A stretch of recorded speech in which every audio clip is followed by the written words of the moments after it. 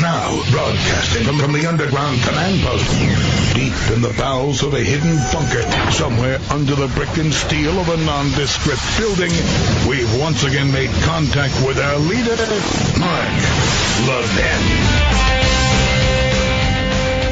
Hello, everybody. Mark Levin here. Our number, 877-381-3811, 877-381-3811. I will be on Hannity TV on the Fox News Channel live at 9:30 p.m. Eastern Time tonight. I'll be bolting from the bunker, the radio bunker, to the TV bunker, our own TV bunker. So 9:30 p.m. Eastern Time, 6:30 p.m. Pacific Time, all kinds of other times out there, but if you want to watch it live, 9:30 p.m. tonight Eastern Time on the Fox News Channel. I'm not even sure what I'm discussing yet, quite frankly. But being the Renaissance man that I am, I will be ready. Anyway,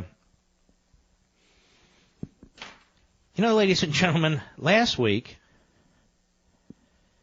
story after story on news outlets that Donald Trump was mentally ill, that he was demented, that he needed some kind of a psychological examination. They were giving a lot of attention to this psychiatrist, this professor from Yale, Bandy X. Lee, who had never met Trump, never spoke to Trump, was never within 10 feet of Trump, but was giving a diagnosis out there that he was unhinged. And that was the news on MSNBC and CNN and other places, day in and day out, day in and day out. They've been doing this for a while, but it was really heavy duty for the last week or two, right? Now, Donald Trump is a racist because he talked about S-hole countries, like Barack Obama has, like Lindsey Graham has, like almost every American has, including people in this country who come from S-hole places. And I don't understand why everybody has their back up. My ancestors come from Russia. That's an S-hole country. It's the truth. It's an S-hole country. Doesn't mean the people are, and Trump never said S-hole people. This is really, if you want to talk racist, a racist stereotype projected by little Dick Durbin himself and the Democrats and the media. And the media. Now, before Trump was a racist, as I said, he was mentally ill. And before he was mentally ill, he was colluding with the Russians. And this is all in media reports. With guests that they handpicked, the Sunday shows, they handpicked the most outrageous, predictable people they can bring in to say what they want them to say.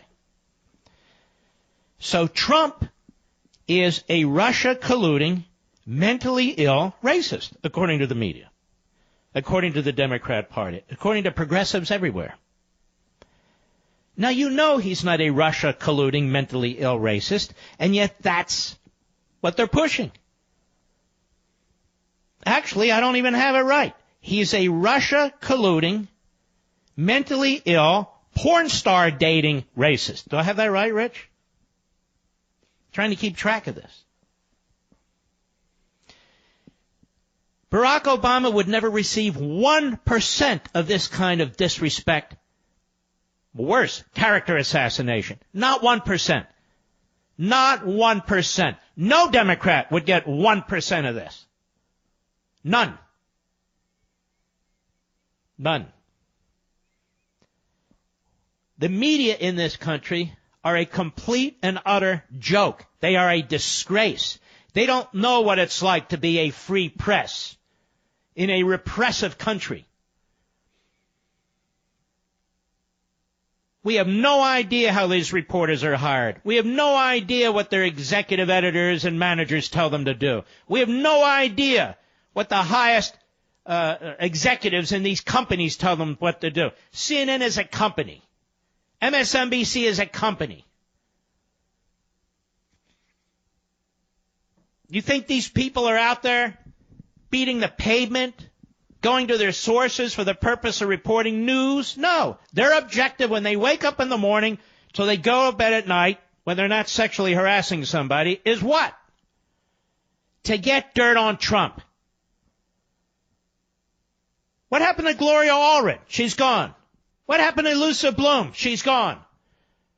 What happened to the payments that were made to bring these women forward to attack Trump off the front lines? No more headlines on that. Just the next thing after the next thing after the next thing after the next thing. And what repulses me is former friends of mine who I will not talk to in so-called conservative media who just pile on. Pile on.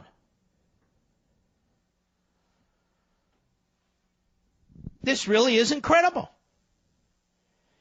And I love it when people call into other talk shows repeating what I said, Mr. Producer. I don't even listen, but people send me these emails. That's a good thing. Spread the word. I'm all for it. But they've done everything they can to diminish this man. And they're not only maybe destroying him, but look, the world looks at us. The world looks at how we treat our own president.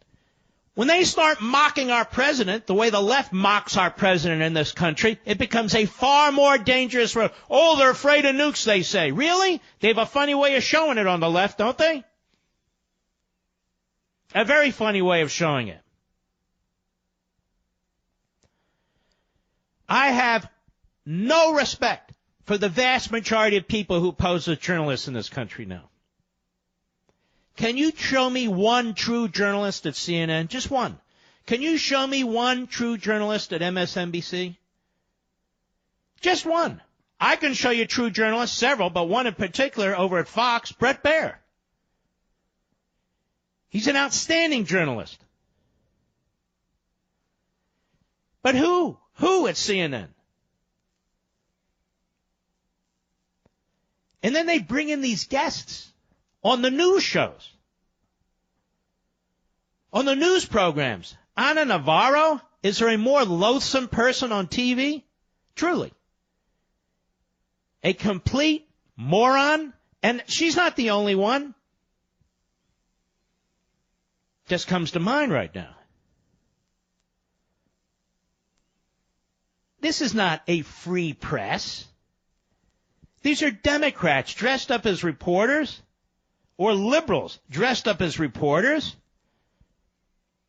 Look at this guy, Brian Stelter. Most of you never heard of him if I didn't mention him. He does a show on the weekend, watching the media or whatever he does. Guy graduates barely, I think, at Towson State.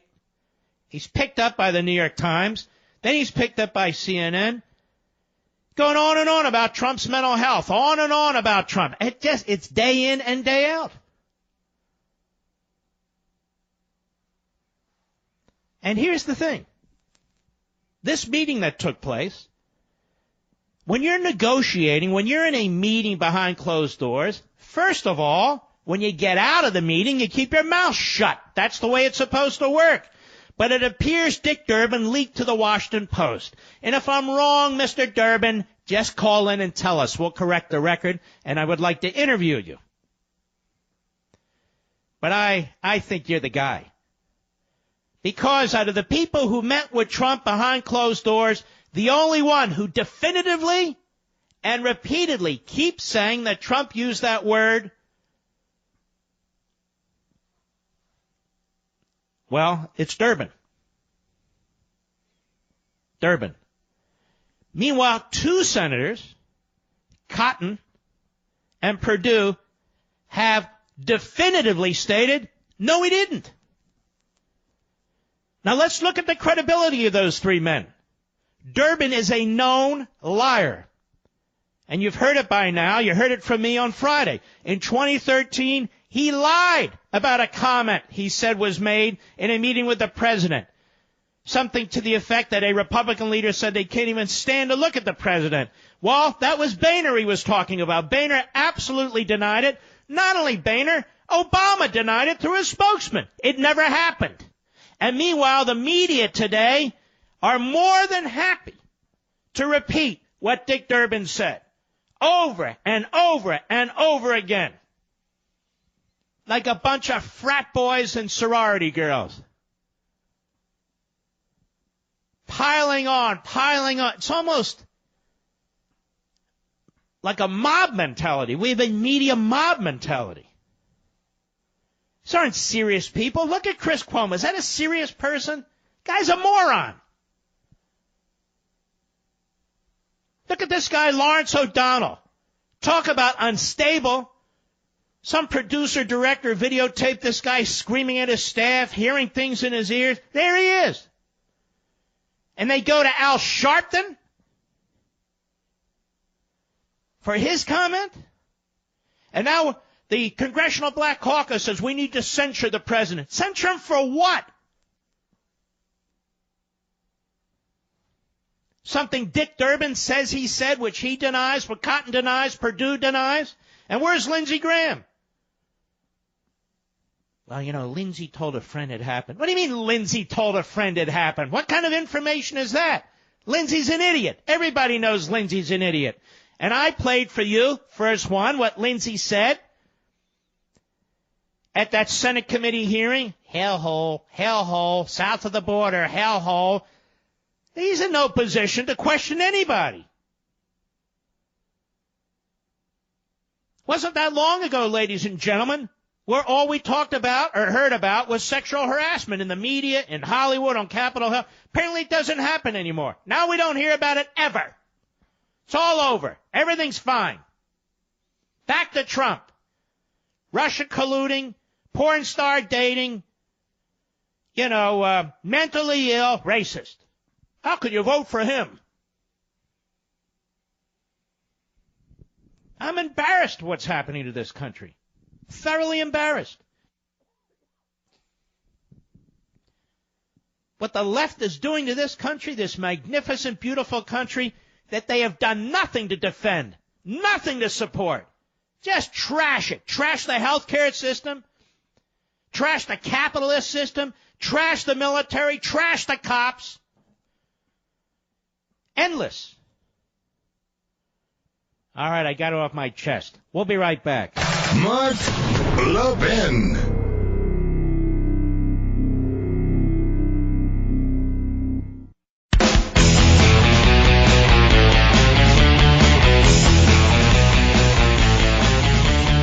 You know what? It's a real media S-hole over there at CNN. Wouldn't you say, Mr. Producer? I would say CNN is the S-hole of media outfits. The asshole over there, CNN. They like the word. They ought to wear it. And here's what they won't tell you. Step back and think about this while they're chasing words. Hillary Clinton's campaign and the DNC coordinated, collaborated to fund a law firm as an intermediary to an organization that did opposition research on Donald Trump with the assistance of the Kremlin.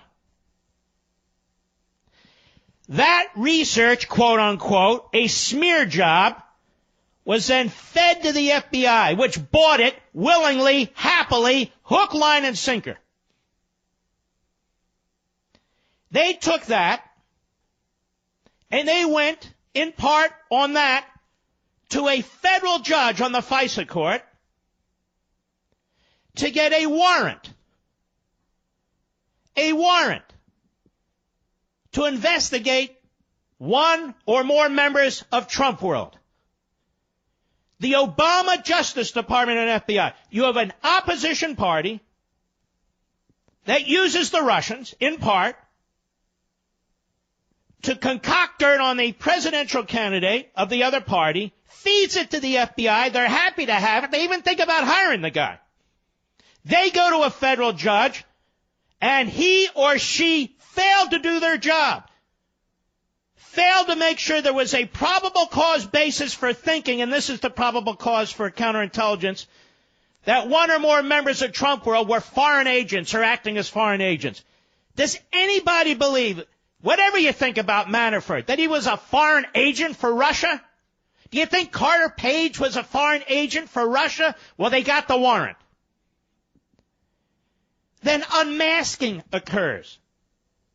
We don't know if it's a result of this, or we don't know if it's a result of an ongoing surveil of the Russian ambassador. It's leaked to the media.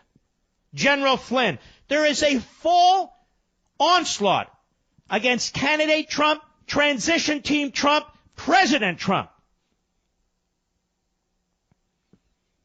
Then we'd see texts, and the Democrats are furious that the Department of Justice released these texts, of the senior FBI investigator demonstrating he hated Trump, demonstrating that hate for Trump motivated his actions. There are texts now that suggest that he apparently was leaking information to the media. We have a former FBI director who was leaking memos to the media. Charles Grassley and Lindsey Graham believe some of those memos were classified. All for what? To destroy Donald Trump. Candidate Trump, transition team Trump, President Trump. And what do the media report? That he's mentally ill, that he's chasing porno stars, that he colluded with Russia. The great historic irony. And now he's a racist. On Dick Durbin's say-so. On Dick Durbin's say-so. This is why the media should never hire former Democrat staffers or Republican staffers from Capitol Hill. This is why the media should never hire somebody like a Chris Cuomo, who's so thoroughly entrenched in the Democrat machine in New York. No way. The American people aren't being served by this media. We're being disserved by this media. They have no intention of reporting the news. We have the greatest scandal of scandals. Domestic, political surveillance done by one political party against another, by a Democrat administration against a Republican candidate, and transition. And the evidence, even without getting all the details, is overwhelming. I'll be right back.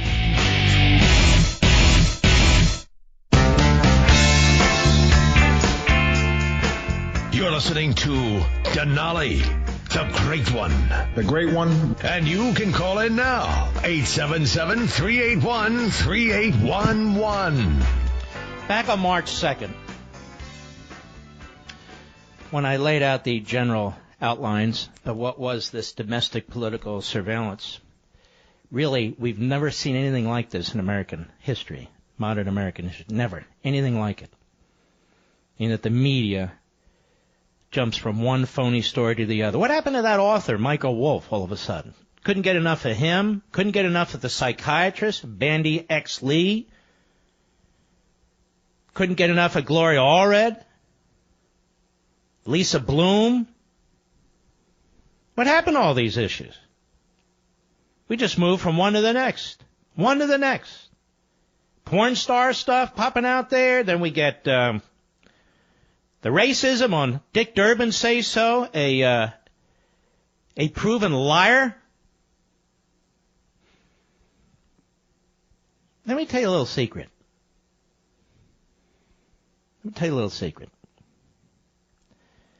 This FISA court judge has a lot to answer for. He or she. It was their job to ensure. They're the supposed balance and protection against an overreaching government. It was their job to ensure that FISA warrant would not issue unless there was probable cause that the target of the warrant was an agent of the Russians. Utterly preposterous. But I'm going to tell you, I'm going to go out on a limb here, and I don't even feel I am, but I'm going to tell you how I know the dossier, this 35-page piece of trash, put together by a piece of trash with the assistance of a piece of trash, funded by the Hillary Clinton and Democrat National Committee, collaborating, obviously. hired the same law firm, the same hack lawyer, Mark Elias, hired the same hit group, Fusion GPS, and they go to the Kremlin and other sources through this guy, Christopher Steele. Let me tell you how I know the dossier was used in full or in part. And then watch the backbenchers mention it. Ready? Because the Justice Department and the FBI refuses to deny it. You're not revealing classified information by denying it. You're not violating any rule by denying it. Did you use the dossier in whole or part to apply for one or more FISAs in your applications? No, we did not. That's simple. It's like saying you didn't use a kumquat in your application. No, we didn't use the kumquat. Okay, you haven't revealed anything. Other than you're explaining to Congress, which has oversight authority under our Constitution, you are telling Congress you didn't use it. You're not telling Congress what you did use. That's how I know the dossier was used in part or whole to get that FISA warrant.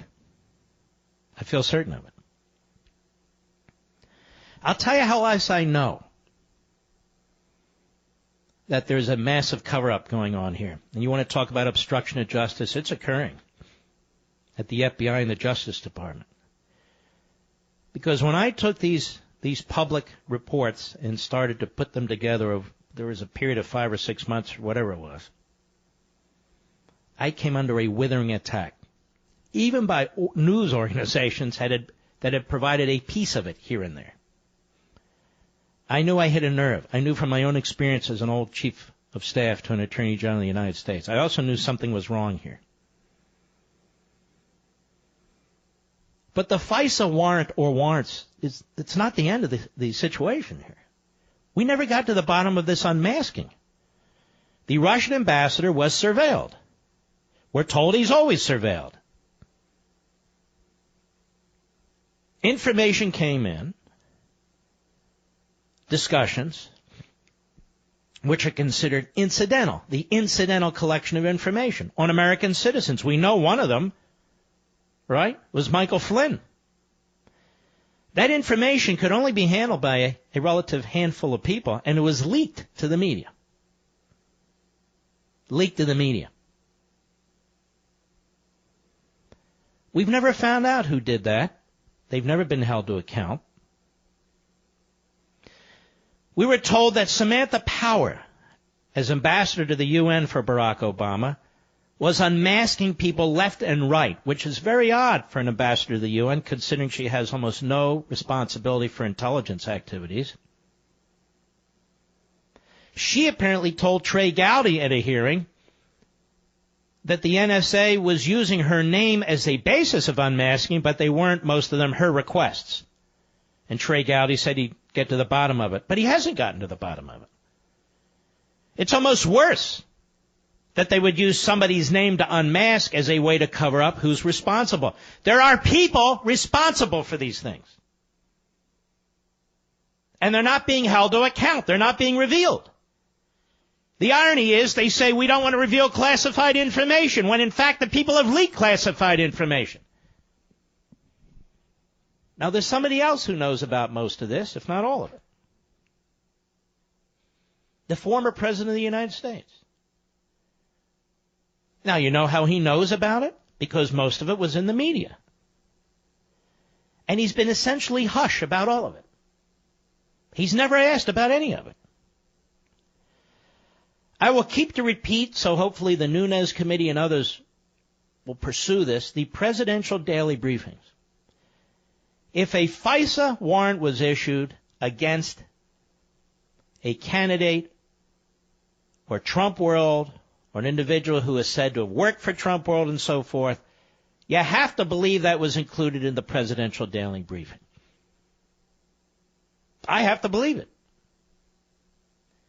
If in fact Trump was colluding with the Russians, which of course he's not, that's a damnable lie,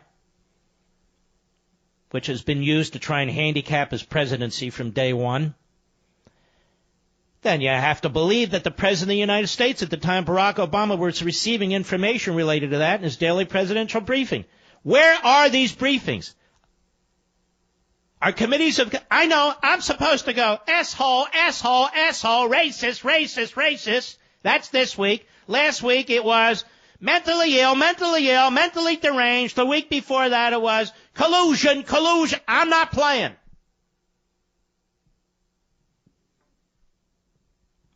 We have a true scandal that threatens this republic, in my view.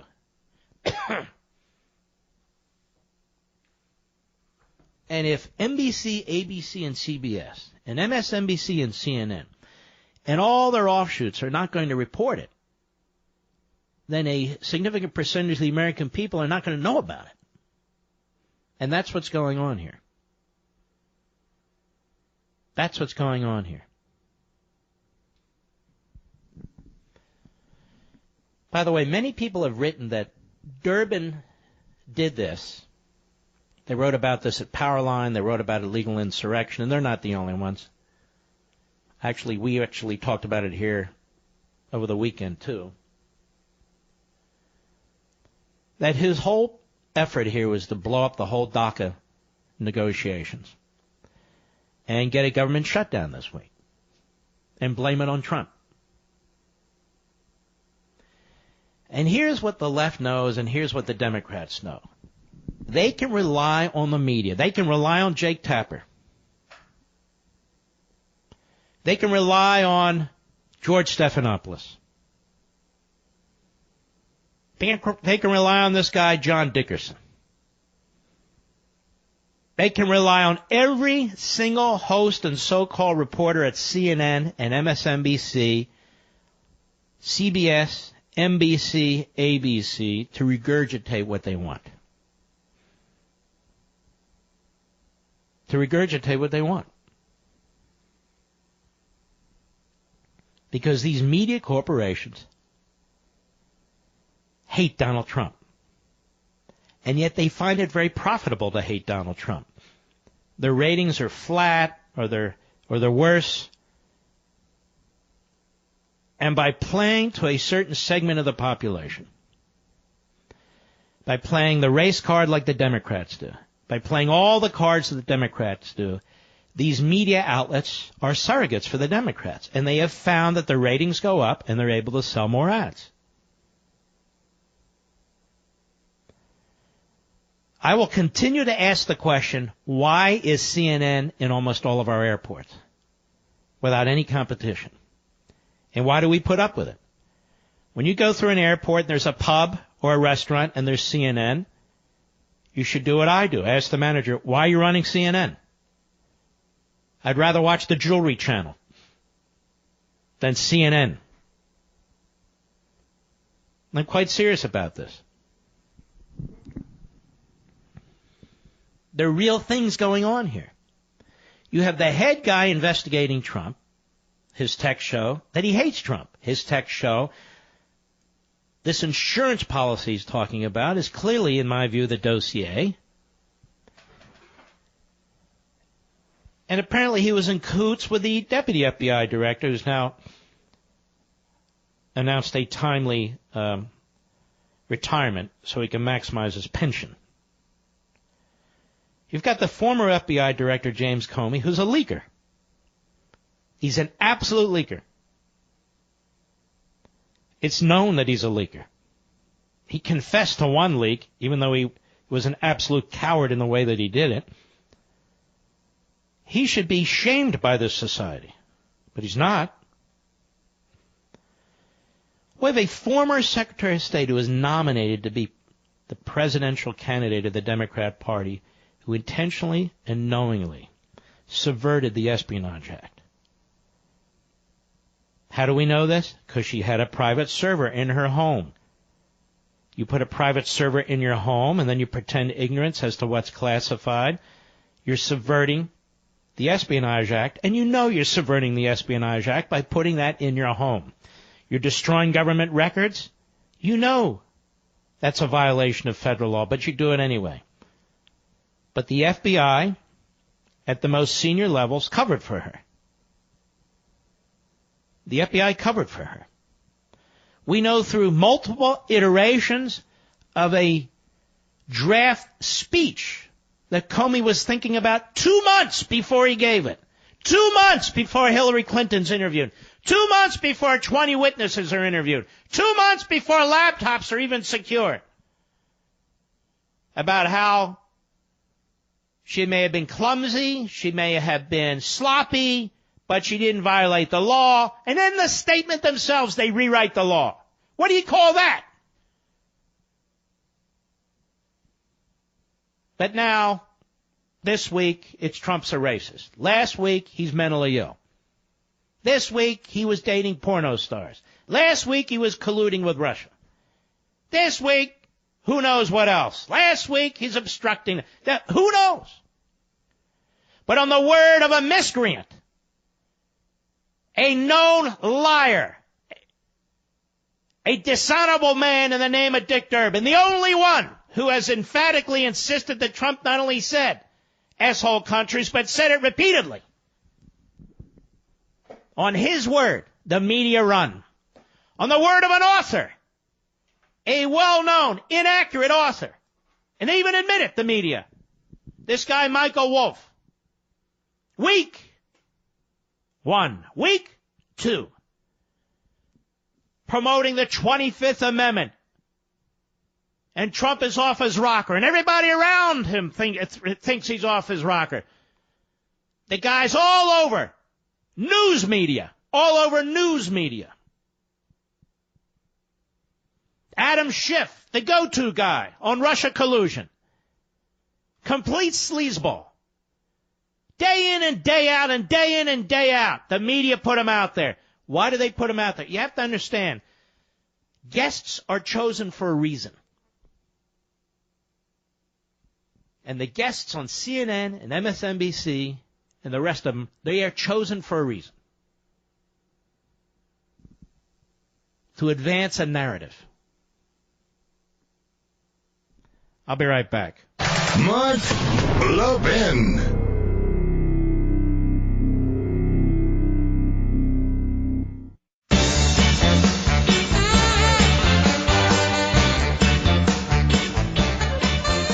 CNN should have a new logo. See if you agree with me, folks. This is CNN. An asshole of broadcasting. What do you think of that, Mr. Producer? Well, we're off to a fast start in 2018. We're already in the midst of a battle on immigration, DACA, and, of course, President Trump's feud, rightly so, with the fake media. If you tuned into Levin TV recently, we did a show that's been getting some great feedback from fans on the new tax bill. Of course, everyone wants to know how this new law is going to affect them, how it's going to affect their family, so we wanted to make sure we help separate fact from fiction.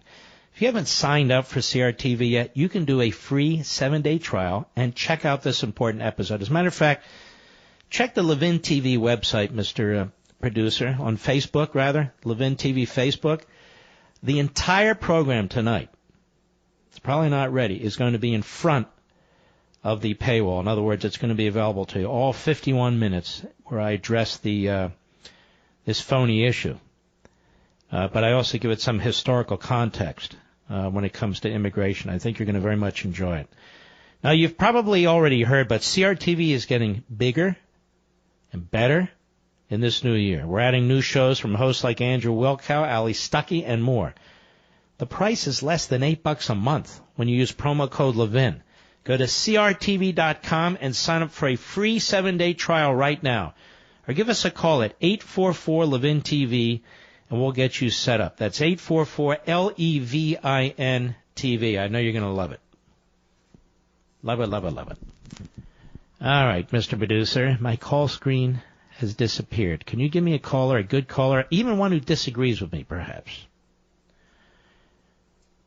Mike, New York, the great WABC. Go. Hey, what's up? Well, Mark, I've been listening to you for years from Thank Yonkers, you. Man. I'm Republican, I'm African-American, but I don't agree with what you're saying about Trump. Well, let's get to the brass tacks of it. Yep. Everybody, you seem to be propping Trump up. Everybody has messed up character. CNN, we know, MSNBC, they're hacks. They can say the same thing for Fox. But honestly, right, you're going to the wall for this guy. All right. Forget about me. Tell me about Trump. What's the problem? The problem with Trump is not really interested in the job. Trump is acting like he's still on the streets of New York, talking to the construction manager at a site. Listen, when the Mueller report come out, right, it's going to define everything. Oh, you're a big Republican, huh, Mike? Yeah, I'm a Republican. Mike, let me tell you something. A couple points. Number one, I only defend Trump when I think he deserves to be defended. And what I see here now is a mob mentality by an ideologically driven press with backbencher phony journalists, many of whom worked on Capitol Hill, come from Democrat families, worked for the Clinton administration, the Obama administration, and so forth. This is a poison in our society. That's number one.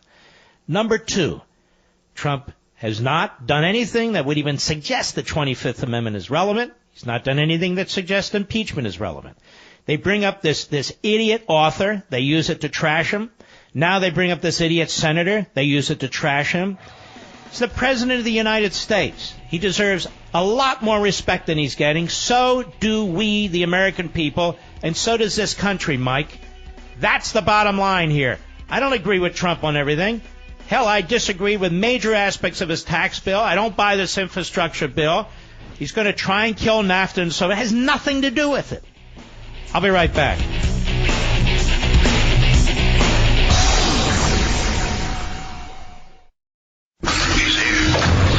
He's here. Now, broadcasting from the underground command post, deep in the bowels of a hidden bunker, somewhere under the brick and steel of a nondescript building, we've once again made contact with our leader, Mark Levin.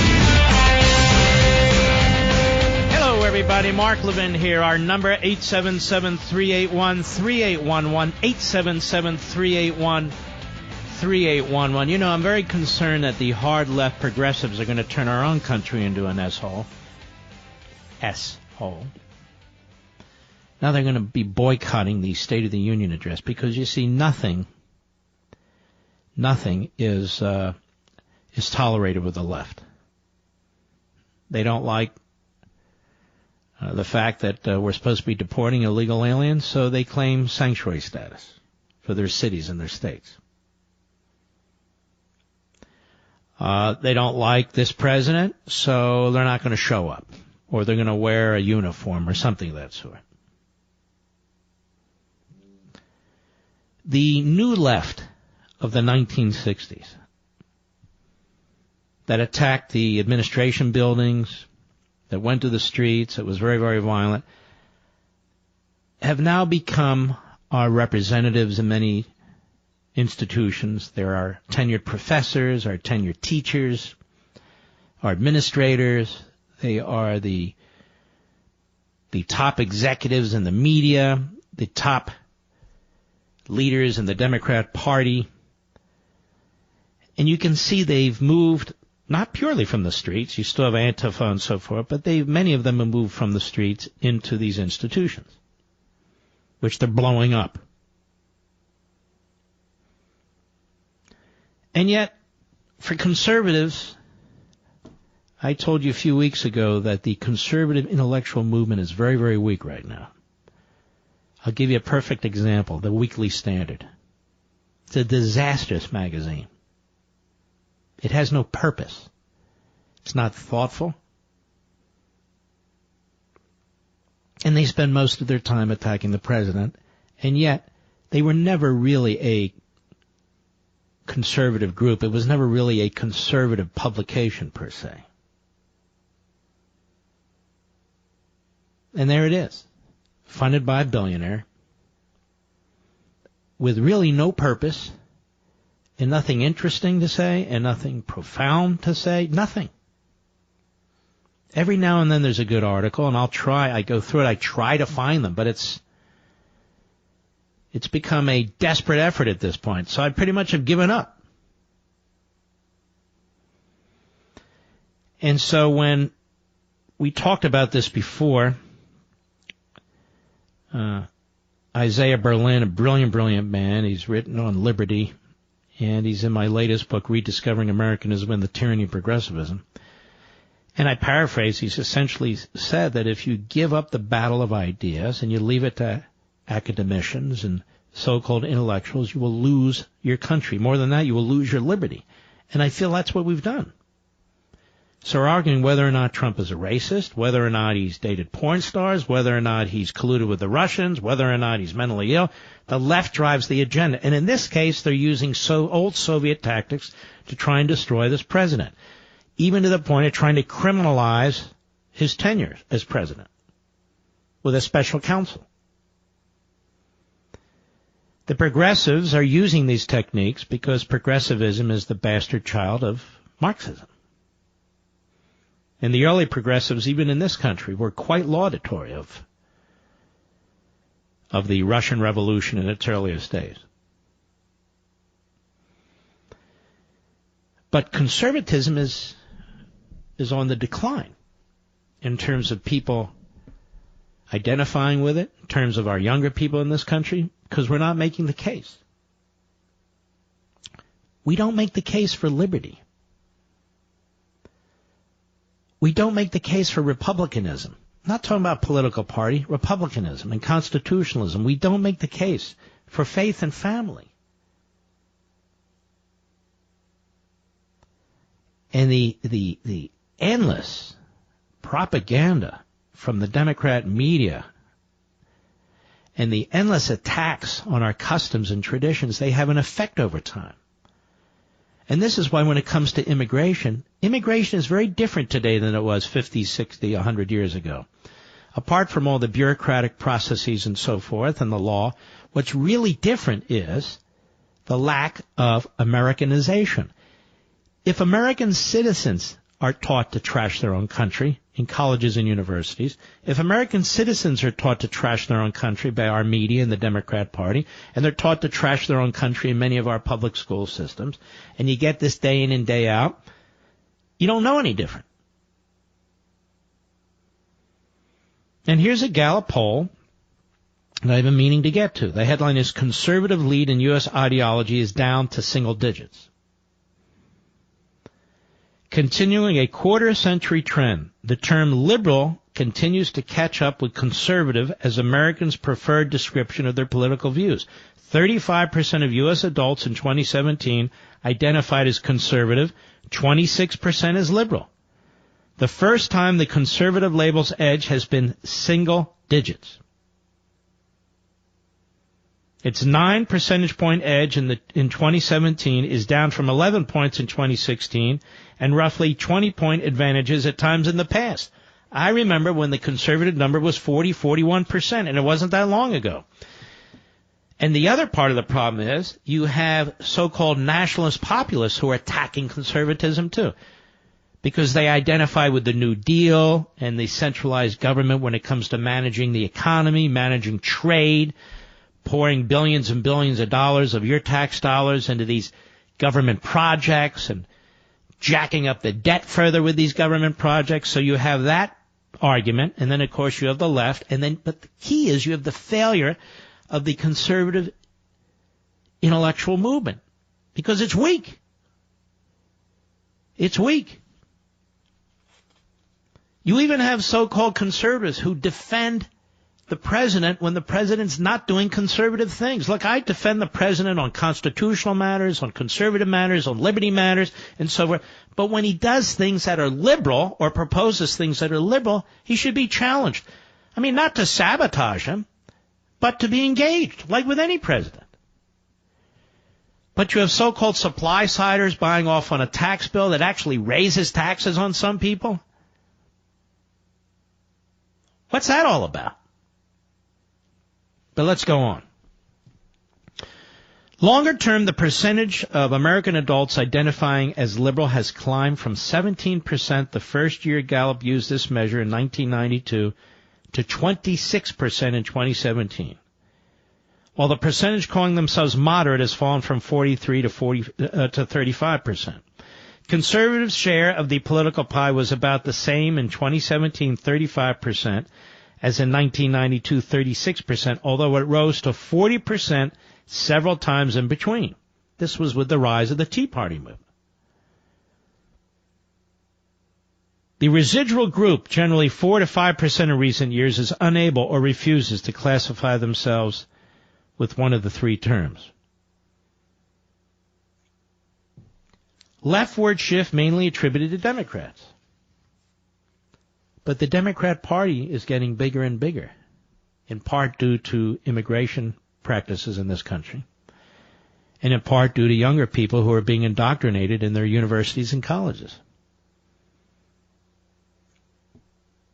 This is why, put Trump aside, this is why it would be enormously difficult for Calvin Coolidge or Ronald Reagan to make progress in this battle today. They would be viciously assaulted too. Viciously. The progressives never want to give up power. And when they lose, they're out to destroy. They're out to destroy the opposition. They're out to destroy the opposition candidate. They're out to destroy, in particular, the opposition president. Destroy him. They were out to destroy George W. Bush, who wasn't even that conservative. But they went after Ronald Reagan with Iran-Contra. Their hope was to take him out. And it is amazing, isn't it, that Democrats never have scandals? And I say that with tongue-in-cheek, obviously, sarcastically. The IRS, not a scandal. Benghazi, bored with it. Domestic political surveillance, Obama's off somewhere. He doesn't have to answer for anything. Violations of the Constitution with fascistic fiats, big deal.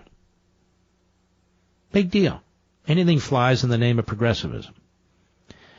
And an attorney general and Holder and later Lynch, who are nothing more than puppets of the President of the United States, who acted as will, never recused themselves from anything.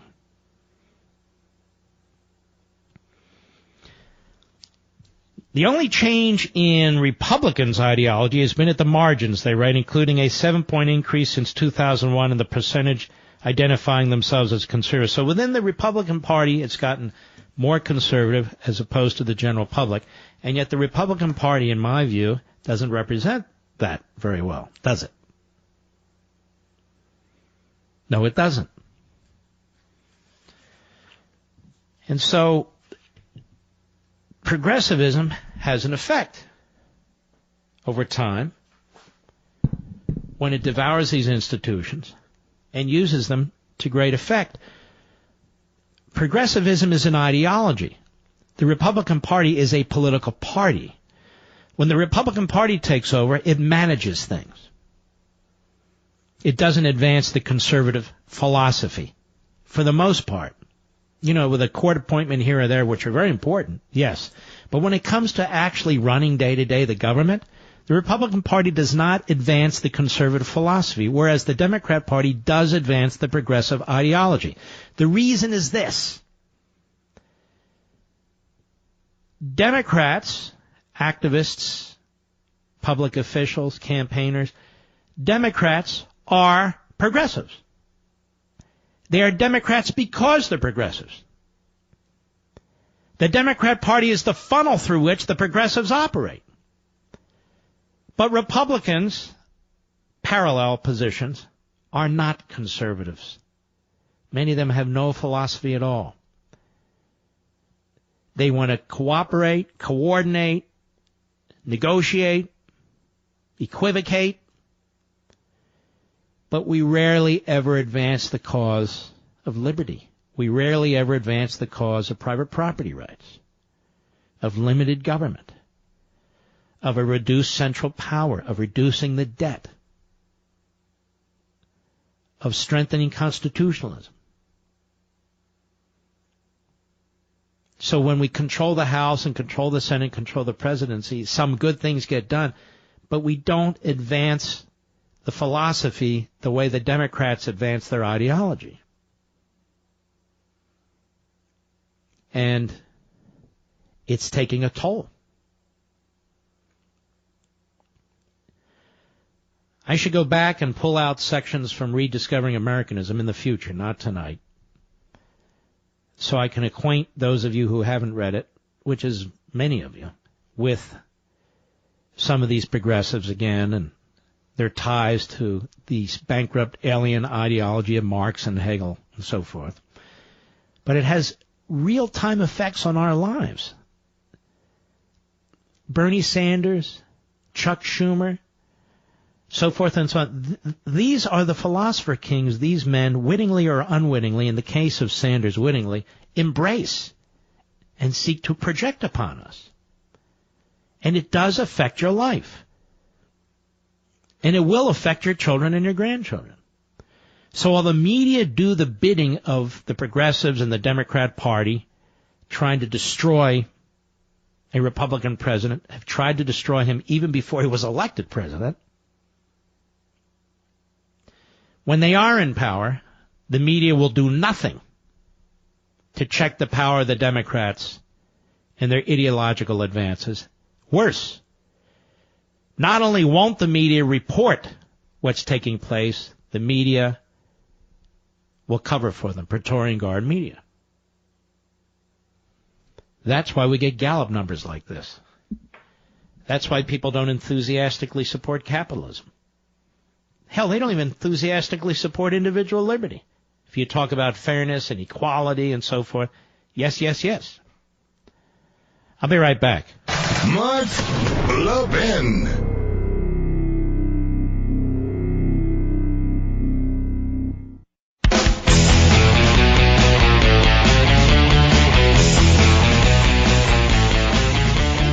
Simple terms so even a liberal can understand.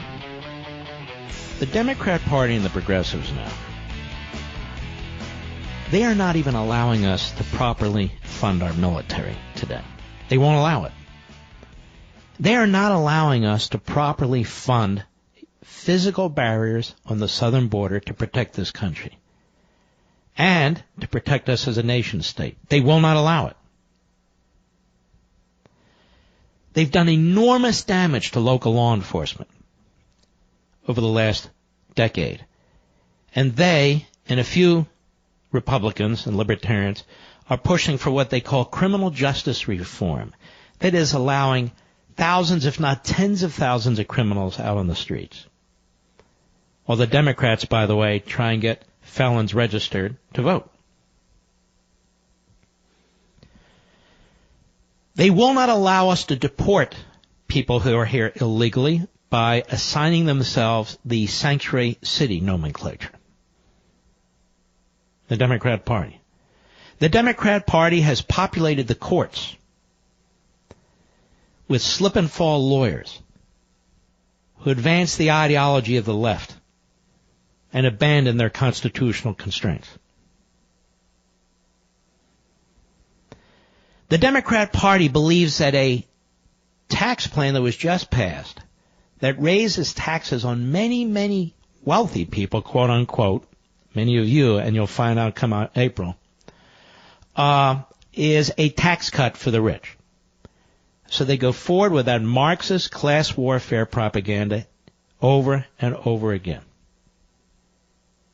Now what about us? We support energy independence, and now we have it as a result of the private sector. More people in this country are able to eat, to be housed, to be clothed, thanks to the private sector, capitalism. More people in this country live comfortable lives, not perfect lives, not everything they want, as a result of the principles that we promote. Why can't Mitch McConnell articulate this? Why can't Paul Ryan articulate this? Why can't Republicans articulate this? Not here and there, but endlessly, constantly. Why can't they explain that the way to a better life is being obstructed by the Democrats?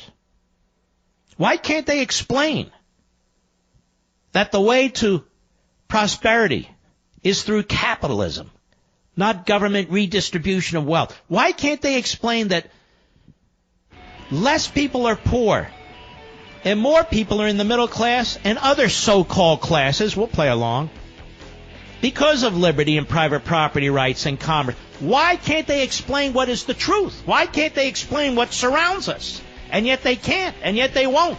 And, of course, the media won't report on it. They report the opposite. All right, ladies and gentlemen, I'll be right back.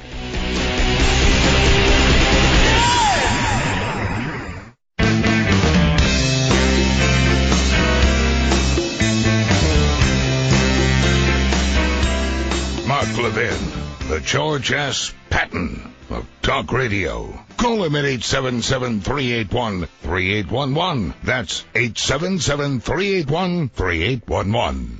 Folks, I feel we have a very, very important Levin TV tonight, so it's going to be absolutely free. I hope you'll take the time to watch it. It'll go live, I'm told, and I hope they're right, at 9 p.m. Eastern Time, Mr. Producer. So we'll want to put it up on our Mark Levin Show, Facebook and Twitter, but it's best to go directly to Levin TV Facebook. That's where it pops up first, Levin TV Facebook. That's at 9 p.m. Eastern tonight. At 9:30 p.m. Eastern tonight, I will be on the Hannity TV show on the Fox News Channel. That's 9:30 p.m. Eastern Time tonight. I'd be there at 9 p.m., except I got to get from the radio bunker to our TV bunker, our Ronald Reagan studio, over at the Levin TV studios. And if you've never seen them, you really ought to watch both shows tonight. So I think the Levin TV show is very, very important. That's why I've asked that it be placed in front of the paywall so everybody can watch it, not just subscribers in this case. By the way, it's our 399th episode, Mr. Producer. 399th episode, and I haven't even been on the air 2 years yet. That's not till March. So we will far exceed 400, and I try to do about 200 a year.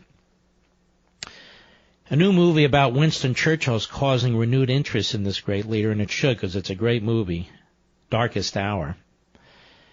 Well, I've got access to insight on Churchill that's only available from Hillsdale College, and now to you. My friend Dr. Larry Arnn, the president of Hillsdale, he's the world's leading scholar on Churchill. He has a fantastic speech about the 3 lessons we can all learn from Churchill. It's yours absolutely free at levinforhillsdale.com, Levin for Hillsdale.com. Did you know that Britain once stood alone against the power of Nazi Germany? Dr. Arnn tells the inspiring story about Churchill's wise courage and what it teaches us. No one knows these great Churchill stories better than Larry Arnn. In fact, the official biography of Winston Churchill is published by none other than Hillsdale College Press. But this piece appears in Imprimis, Hillsdale's free speech digest, with 3.7 million readers. Are you one of them? It's one of the most widely read publications in the country, larger circulation than the New York Times. That's right, because people are smart. Read this inspiring edition and start receiving Imprimis free every month as part of Hillsdale's commitment to help all Americans pursue truth and defend liberty. Go to levinforhillsdale.com. That's Levin for Hillsdale.com. All right, we're going to circle back. Mr. Producer put a montage together, and this is not to report on this, but to continue to expose the media for the disaster that the media are. And you're going to hear some of the hosts, you're going to hear some of the guests they bring on, but it is a conga line of miscreants and malcontents. Cut 1, go. The president is exhibiting a pattern of what I would call a racist pattern. Yes, you have a president who is reactionary and who is playing to the racist tendencies of a third of Americans. If you have Whoa. The racist tendencies of a third of Americans, says Joe Scarborough? This is a very unethical, immoral, unconscionable man. So desperate he is to appease his employers over at MSNBC. So desperate he is to be welcome in his social circles in Manhattan that he would make that kind of statement. A third of Americans, 100 million Americans are racists or have racist tendencies. What a disgusting disgrace. And then, of course, Al Sharpton. Go ahead. say racist things, operate in a racist manner, you are a racist. These racist remarks, of course, lead to racist policies, who came to office based on a racist agenda. In every respect, what he is showing us is that he is a racist. It was racist, it was inappropriate, it was crude and loathsome. I think he is a racist. And he has a specific percentage of the population that he is encouraging to scratch the sore of race, his base. Would you go as far as to call this president? Whoa. So the base of Donald Trump is racist. This is MSNBC. This is Barnacle, the plagiarist. Well named, too, I might add. Unbelievable. This is how broadcasters think of the American people. Go ahead. Absolutely. Not only is the president expressed a view that's inherently racist, he expresses a view that's inherently anti-American. But there's no question what he said was racist. There's no question what he said was un-American. This is just dumb and wrong and racist across the board. A hard rain is going to fall on Donald Trump and the Republicans who enable this sort of racism. And it's coming. No, I'm not a racist. I am the least racist person you have ever interviewed. That I can tell you. So the president has had to say through a spokesman that he's not mentally ill. The president has had to say, no, he's not a racist. The president has had to say there's no Russian collusion. And notice, they haven't had to prove a damn thing. They just say it. Where's the Russian collusion? There isn't any, except on the Democrat side where there's tons. Where's any evidence of mental problems other than the allegations? There's none whatsoever. Where's the evidence that he's a racist at any time during his life? There isn't any, including when he was a Democrat and they took his money and they loved him. I see, so he becomes a Republican and now he's a racist. All those decades, most of his life, he's a Democrat, he gives money to Hillary, he gives money to Harry Reid, gives money to the DNC. They love his money, they want his money, they want his support, they want his votes. Good guy, blah, blah, blah. Now he's a racist.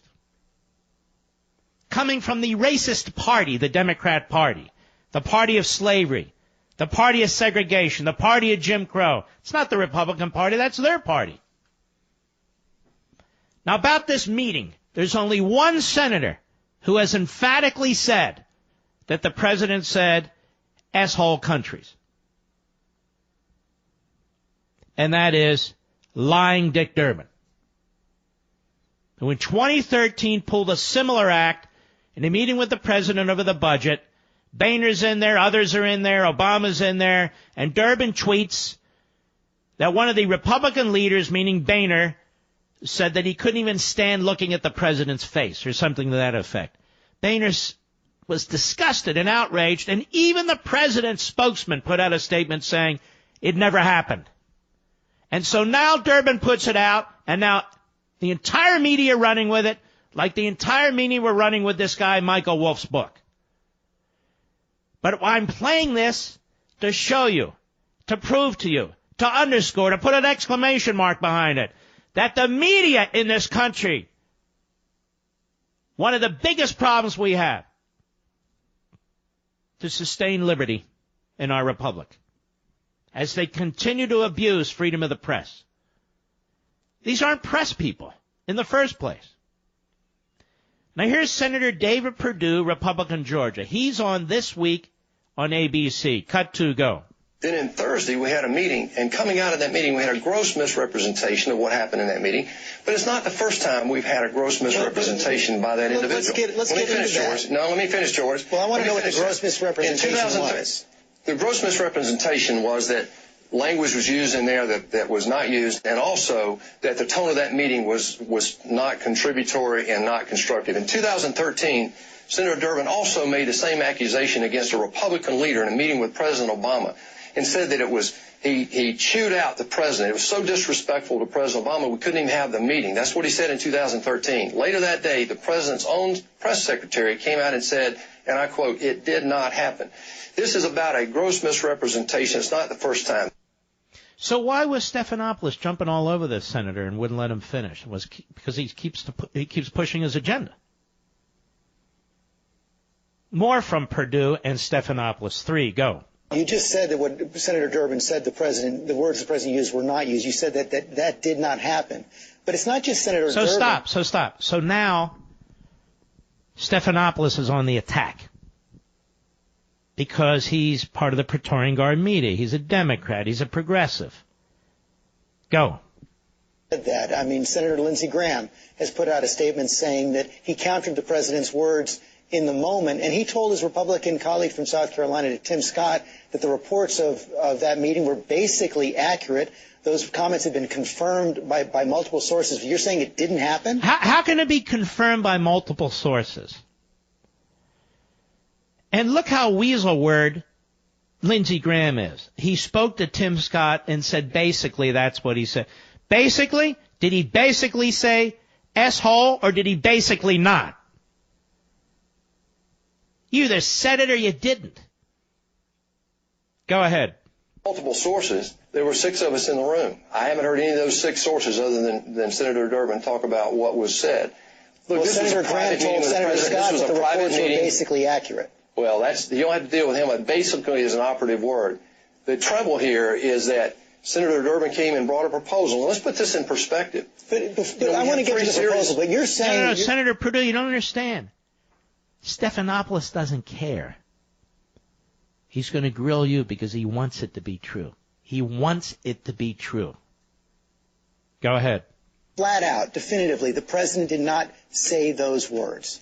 I'm saying that this is a gross misrepresentation. It's not the first time Senator Durbin has done it, and it is not productive to solving the problem. So what did the president...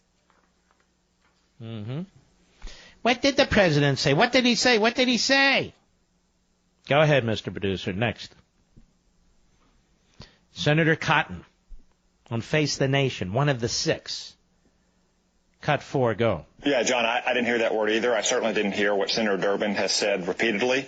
Senator Durbin has a history of misrepresenting what happens in White House meetings, though, so perhaps we shouldn't be surprised by that. Here's what I did hear, and here's the point. Just sorry to interrupt.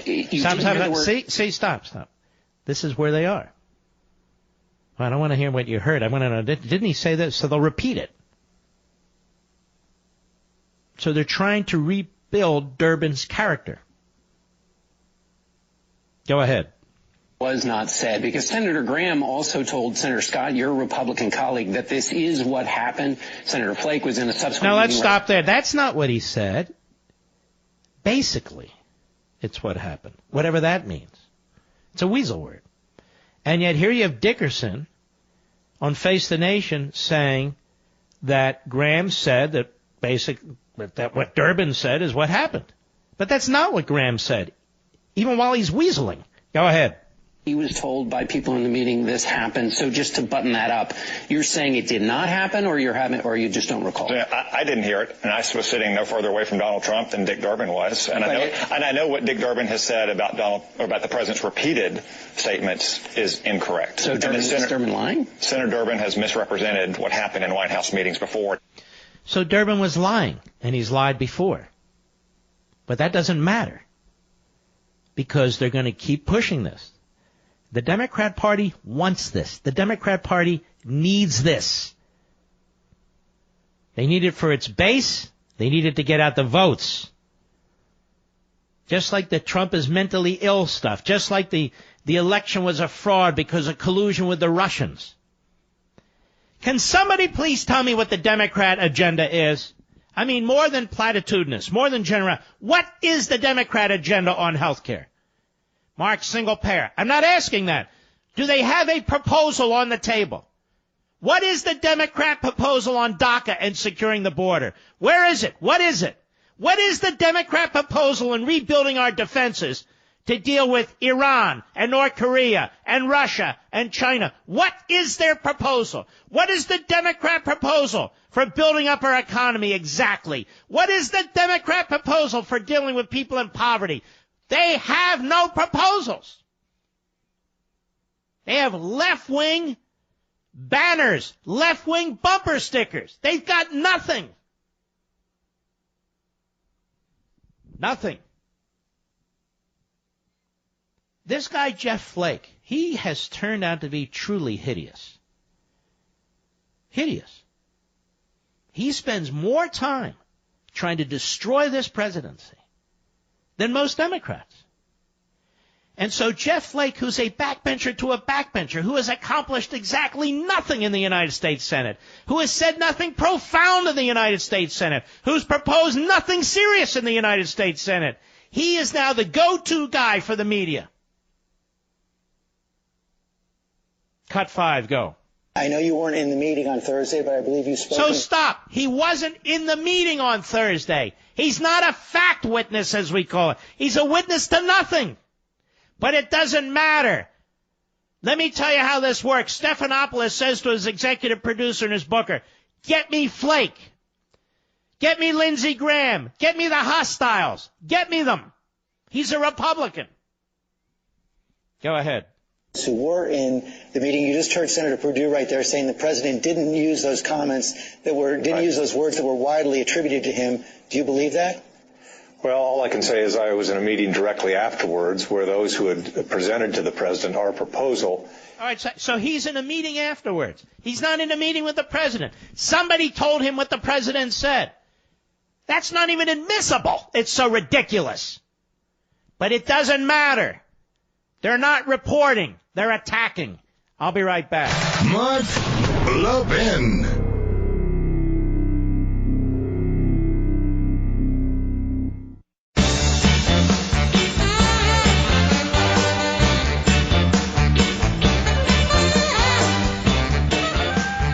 I believe the Eagles won, didn't they, Mr. Producer?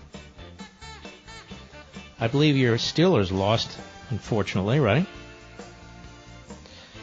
I won't rub it in. Watch that Minnesota-New Orleans game. I couldn't believe the end of that game. I thought the Alabama-Georgia game in the college ranks was about the most nerve-wracking you can watch, but it wasn't. All right.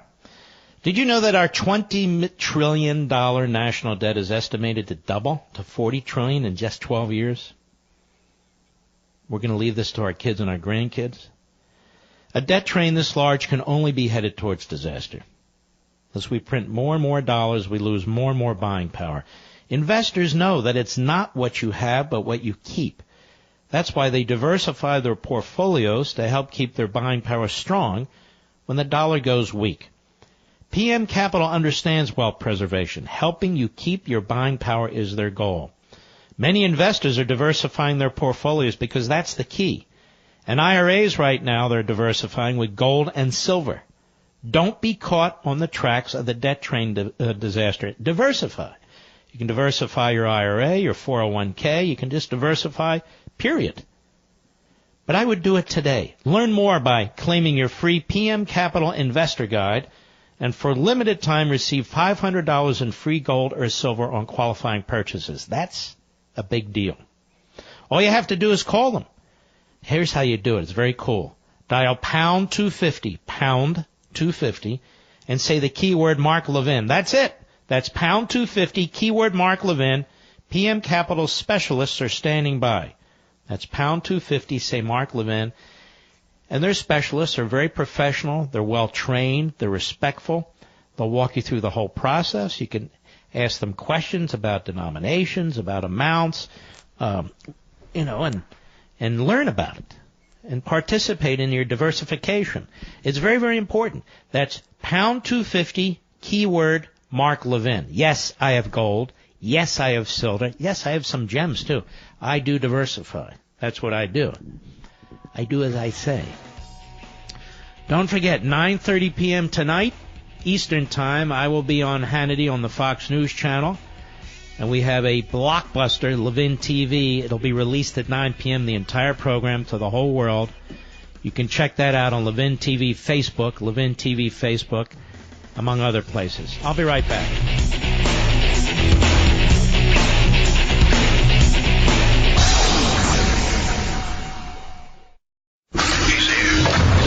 He's here. Now, broadcasting from the underground command post, deep in the bowels of a hidden bunker, somewhere under the brick and steel of a nondescript building, we've once again made contact with our leader, Mark Levin. Hello, everybody. Mark Levin here. Our number, 877-381-3811, 877-381-3811. May I ask you a series of questions, please? Why are illegal alien children called dreamers? Are they all dreamers? What does that mean? They're dreamers. Why is that the label that is applied to illegal alien children? Children now who are in their 20s and 30s. Why are they dreamers? Who came up with that? I'm quite serious. You lose the language, you lose everything. Why are illegal aliens called undocumented immigrants? They're not immigrants. They're foreigners who came into the country illegally.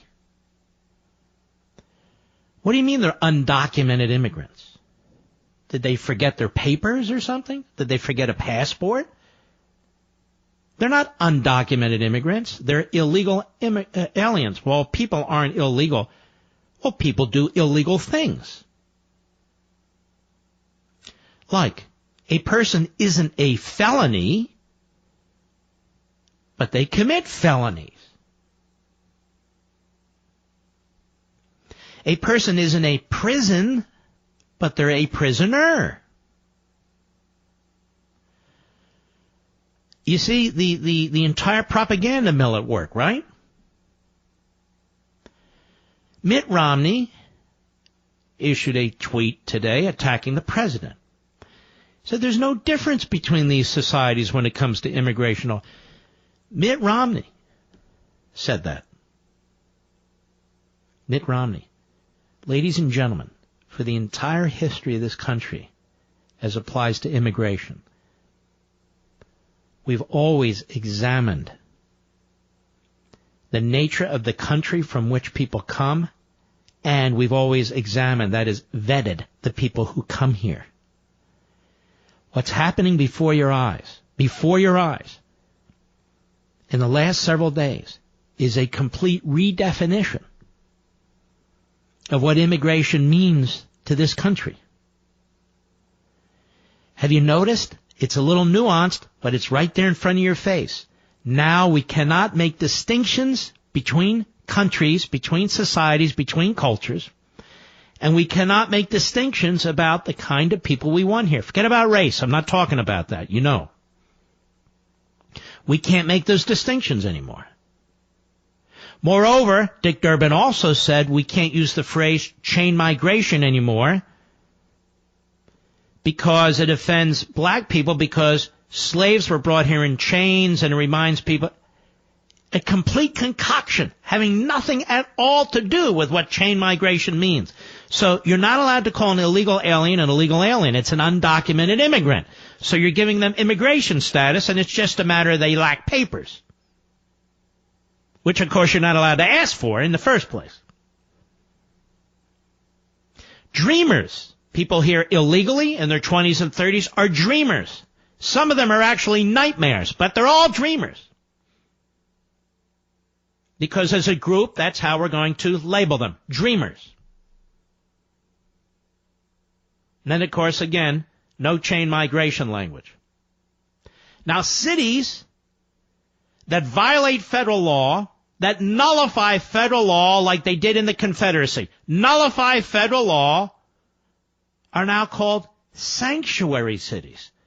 Not illegal cities, not rogue cities, not lawless cities, but sanctuary cities. So we always use angel terms, if you will, to describe the left, their policies, and their violations of law. We always use devil terms, if you will, to describe our positions. What are you, racist? What are you, against children? What's with you? You heartless? So they're described in angelic terms and use labels and phrases to promote that.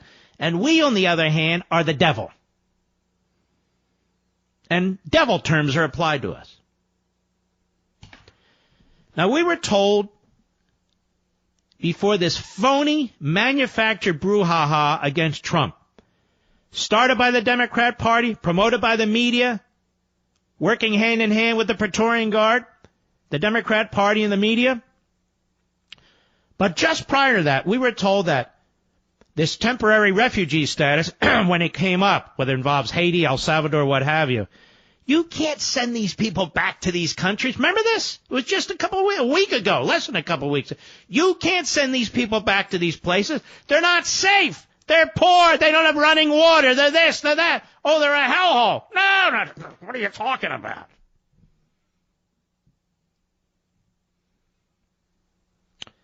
Yes. Country's unraveling. The country's unraveling. I can tell you about what we did in World War II. We're not the same. Oh, there's a percentage of us who are, young men and women who volunteered to take on the enemy and so forth. Many of you out there fighting the good fight in your communities and your families, pressing the case for liberty and so forth. But I'm talking about the general psyche. That the progressive poison it reeks. Our politicians are pathetic. So lowbrow. Some of them are just, to put Maxine Waters on MSNBC with her vile words against the President of the United States, that is a decision by the media to use her to trash him. He gets no respect. The country gets no respect. It's not just Democrats. These so-called never-Trumpers are the same thing. And then when you bring it up and you defend the president against this really over-the-top stuff, oh, now you've become him. Excuse me? I haven't become anything. I am who I am, as Popeye would say.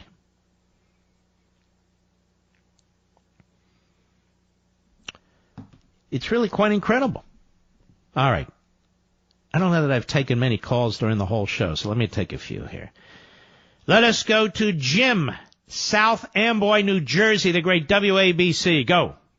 Mark, it's an honor to talk to you. I'm a huge fan. Listen, Mark, I know that Mitch McConnell claims that he wrote the book on the long game, but the Democrats have played the long game masterfully. They have entrenched themselves in every important part of society. The Republicans have let them do it. They sat back, either because they're compromised or because they're secretly Democrats wearing the Republican flag. I have a young daughter, goes to college one way, she comes out another way. You have Democratic operative professors entrenched in basically all the colleges. You have Democratic operatives in the mainstream media that march in lockstep, a phrase you use often, and they dictate to the public everything. It's like when you listen to a song on the radio that was no good, after you hear it over and over and over again, then what happens is you start to believe it. They've entrenched themselves in the CIA, the intelligence agencies. They've entrenched themselves so deeply, like termites. It's really incredible. It's incredible. No, it is incredible, and that's why there's really only two answers: to slash the size of the central government, and to move to Article 5 Convention of States. But we talked the other day about the culture. See, the culture is being corrupted. The culture is being devoured by this movement, and it is a big problem. It's a very complicated issue here. Jim, I want to thank you for your call. By the way, Jim, I'm going to send you a signed copy of Plunder and Deceit. Give it to your daughter and ask her to read it, will you? Oh, my God, Mark, that would be an honor to get it. Thank you very, very much. All right. Just see if you can encourage her to crack the cover and read the thing. Thank you, my friend. Take care. Barbara, Baltimore, Maryland, the great WCBM. Go. Oh, my God. I just want to thank you. Tom Marr is the one who introduced me to you. If he ever mentioned a Barbara in Baltimore, if he ever talked to you about a Barbara in Baltimore, it's me. I just love you, Mark. You are the hardest person to get, which is a good thing. Because people as smart as you, everybody should not have access. We should listen to you and learn. On this day, oh my God, I'm so emotional right now. No, you relax. I'm going to get through this. because of Tom, I'm going to get to this. I've been trying to call and talk to you for 2 years. But anyway, on this day, Martin Luther King's birthday, it's been 50 years, and not one D.C. politician in the Congressional Black Caucus has risen to the role of being a model for black children to listen to. Dr. Ben Carson is in the cabinet of Donald Trump and has a great message. I met him, his wife, Candy. I have a signed book by them. I got a couple of your books too, but I haven't gotten them signed. But I'm going to catch you. I'm going to catch you somewhere. We'll take care of you. I'm going to catch you somewhere, and I'm going to have a whole shopping bag of them. But anyway, it's okay. Yeah. Wonderful people. I just want to just get this out because when talking to you, it's such a privilege. And I just want to say this.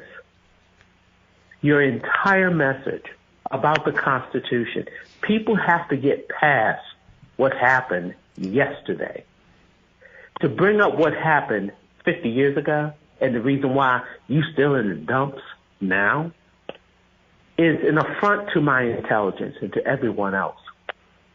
And what you are leading, so single-handedly, as Tom Marr said, because he loved you so much. I miss Tom. Yeah. Oh, absolutely, I did. But I'm trying to get used to the new guy. I'm trying to, talk to him. All right. They're good over there at WCBM. I mean, after all, they do carry my show, No, but yes, they do. Yes, they're wonderful, wonderful people. Hey, Barbara, I'm going to have to go. Don't hang up.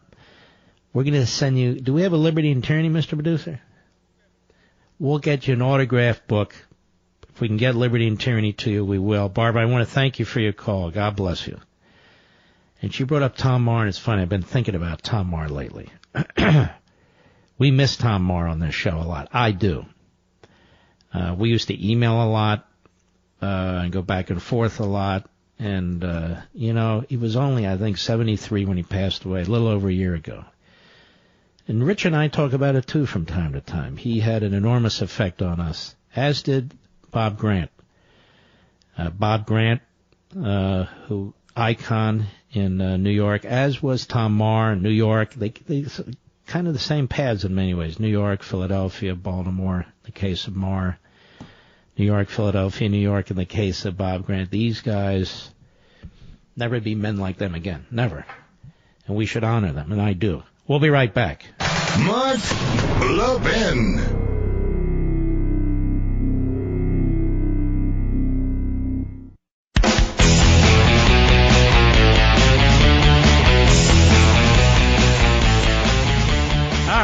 Let's go to Dave, Annapolis, Maryland, the great WMAL. Go! Mr. Levin, it's an honor to talk to you. You are, without question, the leader of the conservative intellectual movement. Of that, there is no doubt, and it's the reason why I listen to you every single night. Thank you, but I thought that was the Weekly Standard. It is you, my friend, and we all know it. I want to thank you for the way you factually and logically expose the left for who they are, the way you expose politicians on both sides of the aisle for who they are, and for exposing our so-called news media for who they are and where they come from. I learned more from you than I could from any newspaper or any other conversations. I very much appreciate you. Well, and if I may, I'm going to read you. It's going to take just a couple seconds.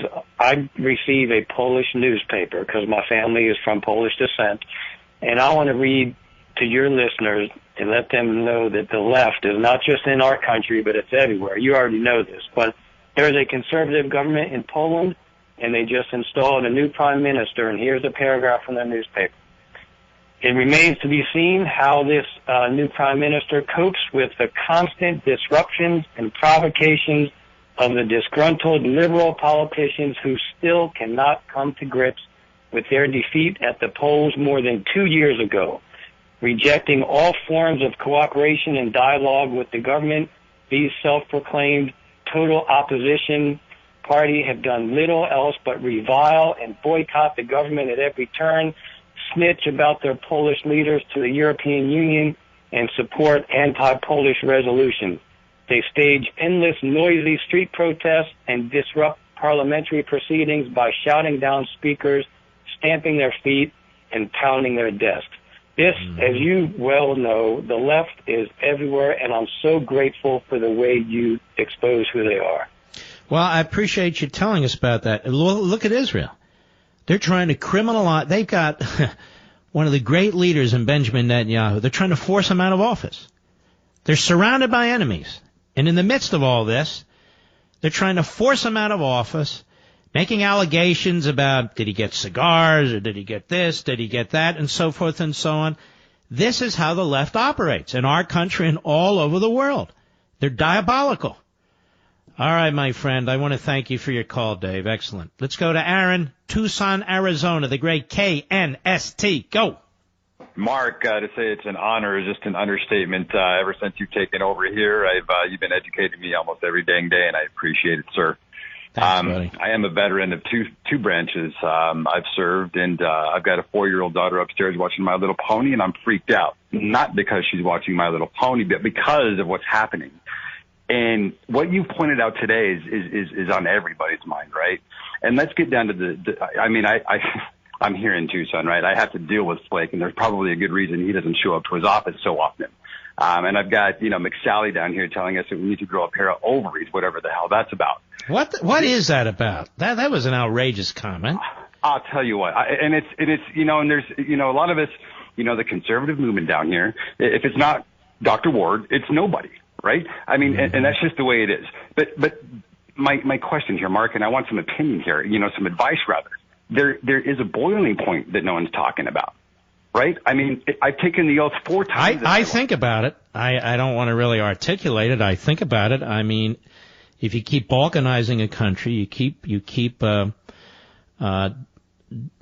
dividing the nation by ethnicity and by income levels and so forth, you keep up this really horrific rhetoric and propaganda on these various TV channels and so forth.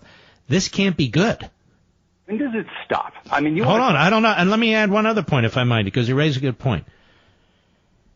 There's tens of millions of people who voted for this president who are sitting and watching this daily attempt to eviscerate him, where you have people like Joe Scarborough accusing them of being racist, and he's not alone, and Hillary Clinton accusing them of being deplorables and worse, and on and on and on. You have tens of millions of people in this country being put down by loudmouths, by politicians, by columnists and so forth. I've never seen anything like this. And I don't know where this ends. I don't know how this ends, but I know that this is the unraveling of the country. And people aren't going to sit still for it forever. I don't know what they're going to do, and I don't know how that's going to manifest itself. It worries me a lot. I'll be right back.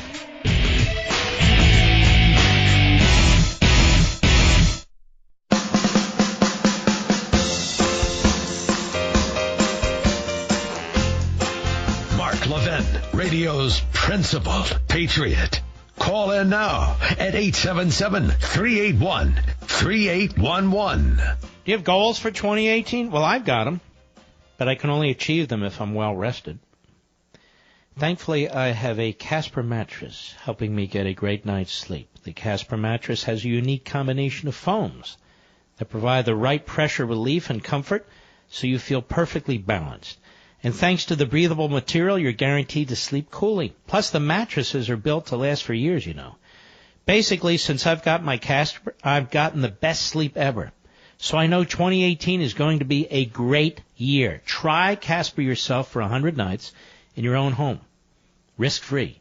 They ship it to you for free in a compact box. Plus, if you don't love it, you don't have to put it in a tiny box to send it back. They'll just come and pick it up and refund you everything. No questions asked. Start your year off right with a guaranteed great night's sleep every night. Get a Casper.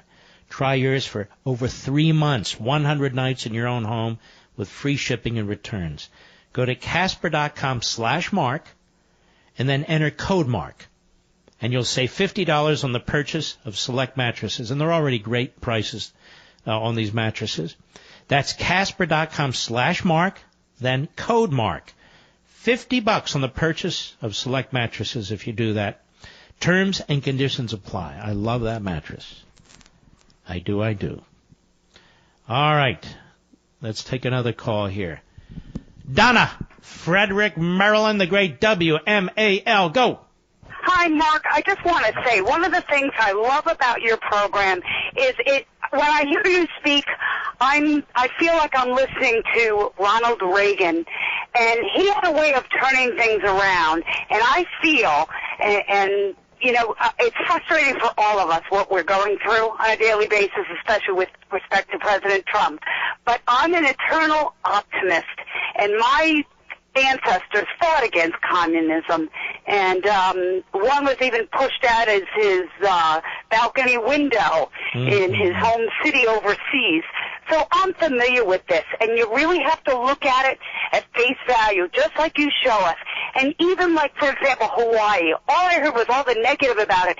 But the positive is it's a blessing in disguise. We'll be better prepared, and maybe perhaps people are more God-fearing, which is what we need to do. We have to think about where we're going and what our journey's supposed to be and walk with the Lord the whole way. You're good. Are you sure you're not the female, who is that, Norman Vincent Peale? Maybe. Oh, you're good, Donna. Well, thank you for calling. We appreciate it. Frank, Staten Island, New York, the great WABC. Go. Hey, Mr. Levin, I just want to tell you, it's an absolute honor to get to and talk to you. You're awesome. You're great. I've become so educated on politics just from listening to you. But thank you. I kind of wanted to bring something up real quick. Yes, sir. When you were talking about Bob Grant, I grew up in Brooklyn, New York, and like a pivotal point in my life when I was a kid was under the Dinkins administration and watching what these progressives and these liberals did to our city. They made it even worse than it was, and we're kind of going through that now with de Blasio. But I remember my dad always listening to Bob Grant, and you know, I in my life, I'm a fire captain, by the way, for the New York City Fire Department. Wow, well, thank you. Yeah, I kind of fell away from politics. I was kind of like not into it and middle of the road kind of a guy. And I just find it really funny that at this point in my life, it's almost like I've come full circle, because I remember as a kid always listening to my pop, always listening to Bob Grant. My dad always listened to him. And now I'm at a point in my life where I'm listening to you, you know, and I feel like you're my Bob Grant. You brought me. Oh, thank you. You brought me into this, being a Republican. I was a Republican, and I support our president, but I really didn't become a conservative until I subscribed to CRTV and I listened to you. Wow. And I really, I mean, you've educated me so much. And whenever I'm at work in the kitchen in the firehouse, I never lose an argument with any liberals and there's not too many, but. Right. You've educated me on so many points. And let me ask you something. Are you ever in the firehouse at 10 p.m. on Sundays? Every 2 weeks, I would say once at least every 2 weeks Sunday, yeah. Well, you know, the last Sunday in February, I believe it's February 25th, I'll be starting a brand new show on the Fox News Channel. Oh, boy. So I hope you'll watch us. Oh, yeah, listen, we're going to have you on. I'm gonna call the members into the kitchen, and we're gonna watch you for drill. So, all right, brother. Well, God bless you, and give everyone my best, okay? Thank you so much, Mrs. Levin. Have a great night, all right? You too. And you know, I appreciate the firefighters and the police officers and the emergency personnel people. I mean, you pick up that phone, you call 911, there's a problem, and they come running. This is why I get so disgusted when these people are attacked. By the libs, usually. But the liberal mayors try to undermine them. You know the story. Barry, I don't know how to pronounce this in Florida. Where are you? Hello, I'm here. Yeah, where are you calling from? Oh, Denellen, Florida. Where is that? It's an hour and 15 minutes north of Orlando and an hour and 10 minutes south of Gainesville. Well, there you go. All right, my friend, go right ahead. Okay. You're on. I am? I don't hear Speak or forever hold yourself. Okay, well, Mark. Yes. I'm calling because the radical left has shown what they will do. They conspired to bring violence to the Trump... All right, here's the thing. You got to lower your radio. Okay. That's what's confusing you. All right, now give it a shot. Okay. We got to hurry. Go. Yes. Hey, Mark, just letting you know that none of us are surprised why the radical left does. All right. Thanks for your call. I can't do this forever, as you can imagine. Got to get to a point at some point. I apologize, but I have no choice. Did you know Illinois, New Jersey, New York are top states for outbound moves in 2017? Now, why would people be leaving Illinois, New Jersey, and New York? Does anybody know? Now, Mr. Producer, you live in New York. Why would people leave New York? Taxes. Government's in your face. They don't leave you alone. Now, there's also, as I like to call them, the locusts, right, Mr. Producer? Now, the locusts are people who are liberals, and they've benefited from these dark blue states, and then they pick up and they leave and they go to a red state and they destroy that state, like they're destroying Virginia, and soon they'll be destroying Florida, which means we'll never win another presidential election again. And this is what they do. They're all around me. I live in what's considered the wealthiest county in the country, and you wouldn't know it. We got more liberals here than you can imagine. And most of them have moved here in the last, I would say, 10 years. So they love the community, and then they vote to destroy it. With high taxes, high regulations, social engineering, more liberals, I can't stand it. I don't know where to go. I don't know where to go anymore. Where do you go? There's nowhere to go. Maybe I'll go to Haiti. I don't know. I understand from the Democrats that it's nirvana. That every country's the same, every society's the same, every culture. Man, no, I'll go to El Salvador, that's it. Or maybe I'll go to Syria. Because as the great Mitt Romney put it, all these countries are the same. You don't discriminate. Mitt Romney, the biggest idiot there is. I mean, honestly. Guy loses an easy election to Obama. Last debate, he throws in the towel. He thinks he's as a matter of fact, I'll tell you something funny. I don't even know if I'm allowed to tell you, but I'm going to tell you anyway. I hope my wife doesn't get mad at me. That I don't want.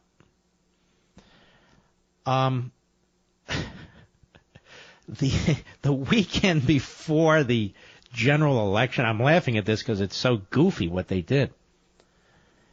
They were having these Mitt Romney victory events in order to get people to go, ring the doorbells and do other things to help Mitt Romney win. And they call them these Mitt Romney victory events. And about a week or two before the general election, somebody pulled the Mitt Romney sticker off my car. I had newly put it on there because I said, God, I just can't take another term of Obama. Okay, give me the damn sticker. And I put it on my car. Well, somebody pulled it off, so I drove by the local Republican headquarters or Romney headquarters in Leesburg, Virginia. I pulled in and I said, hey, can I have one of these stickers? Oh, you're Mark Levin? Okay, we're having a victory, whatever they call it, a victory event, the Mitt Romney victory event, next weekend. I said, well, but the election isn't next weekend. No, they said, no, but we're calling it that, to get people out. Well, you mentioned it, so I mentioned it a few times on the air. Victory rally. This is the genius, Mitt Romney, who had a winning hand and blew it. So when would this have been? This would have been 2012, the weekend before the election. That's where I wound up meeting my wife. It's true. At the Romney victory event. I guess I should thank him for that, but truthfully he had nothing the hell to do with it. Anyway, he's out there tweeting and attacking Trump, and he attacked Trump during the general election, and he was under consideration for Secretary of State. And how do you go meet Trump at his home in New Jersey? You want to be the Secretary of State. You're considered for Secretary of State. You're passed over. And then you keep attacking Trump. What I'm saying is, why would you have wanted to be his Secretary of State if you're going to wind up being this kind of a Rasputin? And now he wants to get elected to the Senate. He's 70 years old. He's spent most of his life in Michigan. He was elected governor in in Massachusetts. He started the original Obamacare in Massachusetts. Then he gets the nomination after 400 tries. The Republican nominee for president stands for literally nothing. Zero. I'm told he's more conservative than Ronald Reagan. I think that was Coulter, but I can't remember. Maybe it was somebody else. And look at the guy now. He wants to run, and the Republicans can't wait. They want him. What do they want him for? You're talking about Utah. Can we get another conservative like Mike Lee out of Utah? But no, the Romney family is beloved in Utah.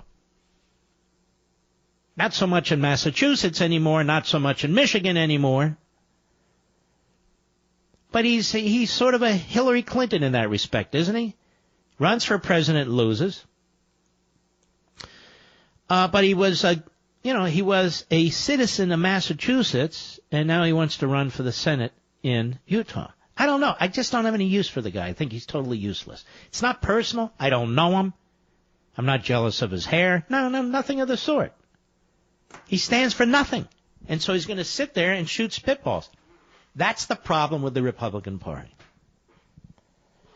I'll be right back. Mark Levin.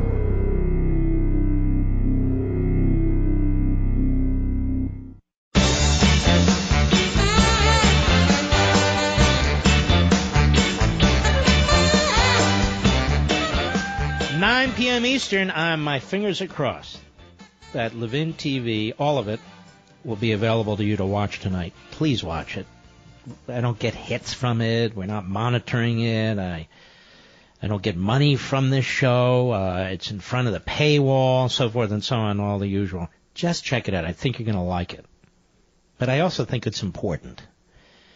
And then at 9:30 p.m. Eastern Time, about 40 minutes from now, 45 minutes, give or take, I will be on the Fox News channel on Hannity TV. Leaving quickly from the radio bunker, going to the TV bunker, our Ronald Reagan studio there. And I hope you'll check that out as well. 9:30 p.m. Eastern Time. Again, about 40 minutes from now. You like trivia? What British-styled shirts have I been raving about all year? Now, you know this one. I wear them on TV and to meetings and social events. They're literally my favorite dress and business casual shirts. If you said CT shirts, you're absolutely correct. And you know, my friends at CT Shirts tell me I have the best dressed listeners in America. That's because you guys purchase more CT shirts than any other radio program. Hallelujah! And I know you like the shirts. That includes you, right? No?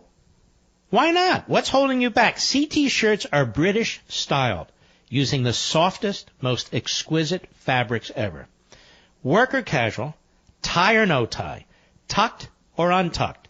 When you're wearing a CT shirt, you look great and you know it. Let me help you get started. Ready? One CT shirt normally costs $100, but right now you'll get three shirts for just $99. That's 60% off. And CT shirts come with free delivery, a 6-month quality guarantee, and free returns. Hello. I said free delivery, a 6-month quality guarantee, and free returns.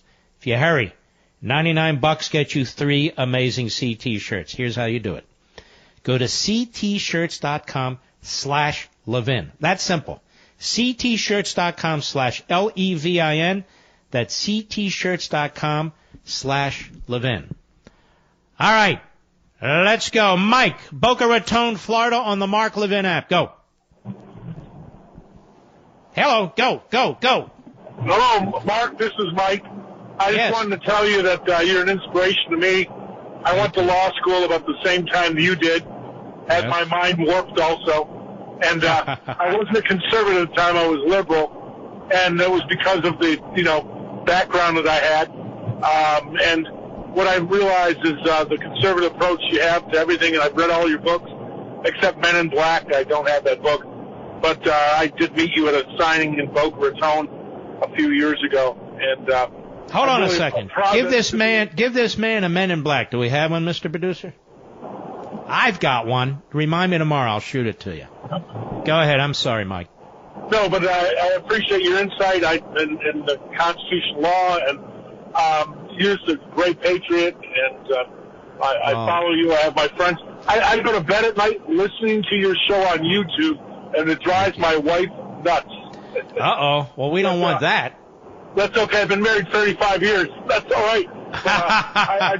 I'm so fed up with what's going on, and we're at the local level fighting the Palm Beach County group and Broward County, all these people. Oh, now, my Lord. You're surrounded. As far as the psychological training for children, not allowing them to go to psychologists and talk about their sexual disorientation.